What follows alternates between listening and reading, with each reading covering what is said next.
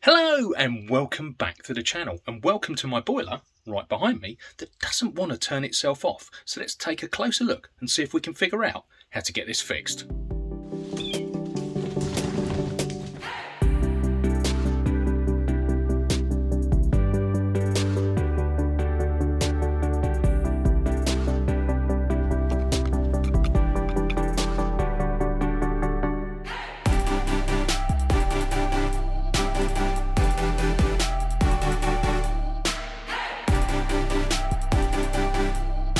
Now we've actually been controlling the whole system by turning it off.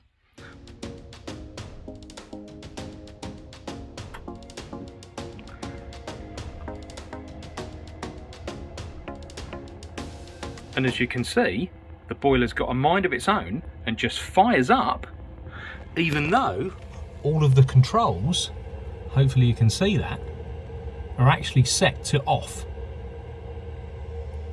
So there's no timer, there's no manual control, but the boiler has just fired all on its own. And a few minutes later, it's still merrily heating the water. Exactly what water and for what purpose, I don't know, because all of the controls say it should be off.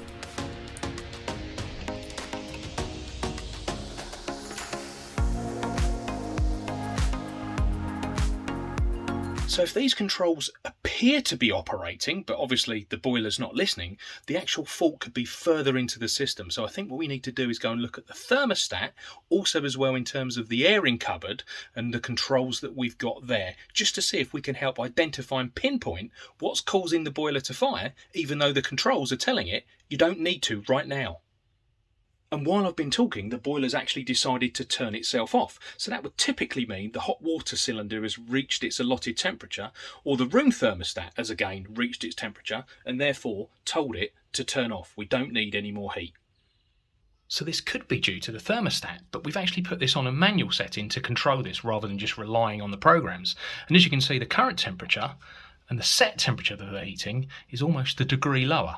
But we do have a battery warning, so let's get that changed out just to see if that makes any difference.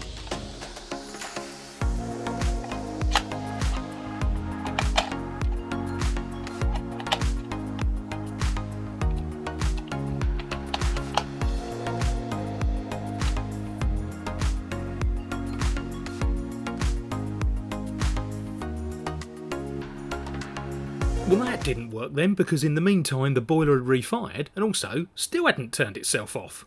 So it's not just about the boiler and its immediate controls and room thermostat. We've also got some others buried away in here with a hot water cylinder. The first and perhaps most obvious is the thermostat connected to it, which obviously tells how hot the water in the tank actually is, and will then tell the boiler you need to heat it or you don't, depending on what that's actually set to. But we've got a couple of other key components in here. Another one would actually be the pump, which obviously pumps the water around the system. But as well, hopefully you can see that amongst all of these pipes, we've also got some motorised valves which open up ports either to allow, so these are 2-port valves, either to allow water into the cylinder to heat it, or water into the actual heating system to heat the radiators. So we could have an issue with one of these. So I've just been back downstairs to turn everything off, so that's why the pump's not running anymore. And just one thing I've noticed straight away is that this valve is actually still in the open position, in position B. It's actually not shut off. Now, the other valve, the other 2-port valve we've got, actually has, it's in position A. So that is absolutely not right, and that should be in the off position. Now, there is a little handle on the side of this that you can usually move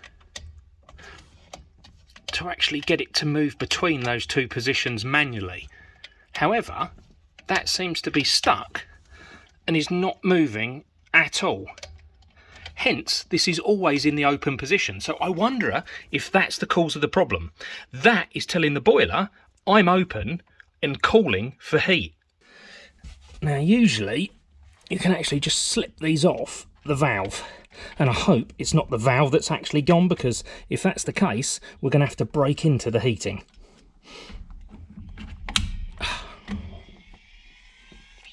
All right, okay, that has just literally gone straight back.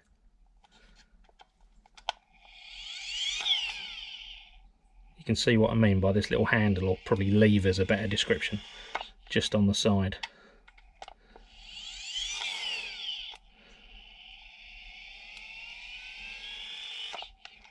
Alright, so since we've taken this off, this actually seems to be working really, really well. So in some respects that's a good sign, in other respects that's a bad sign, because it potentially means the problem is in there.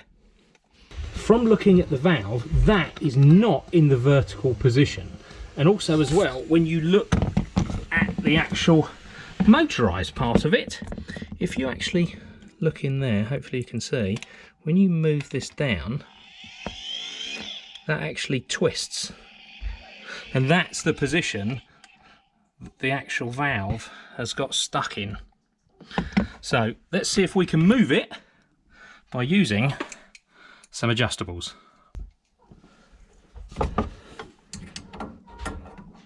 Now I'm going to try and do this really, really gently, because the last thing I want to do is create myself any more problems, like with a water leak or something else like that, because this has arguably been here since the house, or since this was installed. Right, that is actually moving. I'm not applying hardly any pressure. Yeah, it is actually moving.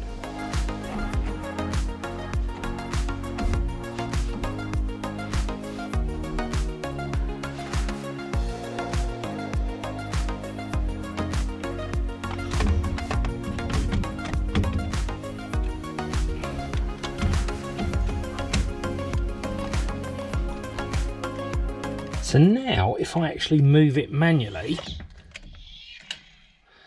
there is an awful lot more movement, but it is definitely not as smooth as I think it needs to be. And I actually have to touch it a little bit just to get it to move fully back into the off position. But I wonder if that's going to be enough for us to actually operate the heating and plan for later on for us to actually get this swapped out properly. So let's give it a go and see what happens. So let's turn the boiler back on and see if it decides to fire all on its own. Now it shouldn't do, because we know everything at the moment currently is in the off position, including all the controls. So let me just show you that. So they're all still saying off, off. And unlike last time, the boiler hasn't come on its own. So that's great, but I think the trick's going to be as to whether it can come on and off on its own and actually turn the valve.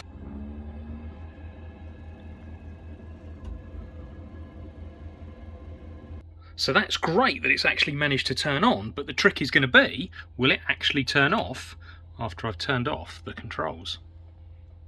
Oh! Straight away, that's just gone right off. That is absolutely brilliant. So initially, absolutely great news. However, I can tell you that after testing it over a number of days, it doesn't work consistently every time. So it's definitely something, as we thought, we'd have to revisit and actually look at the valve body itself and replace it. So thanks very much for joining me. Please like, subscribe, comment and share, and I'll see you again soon, back on the channel with some more videos.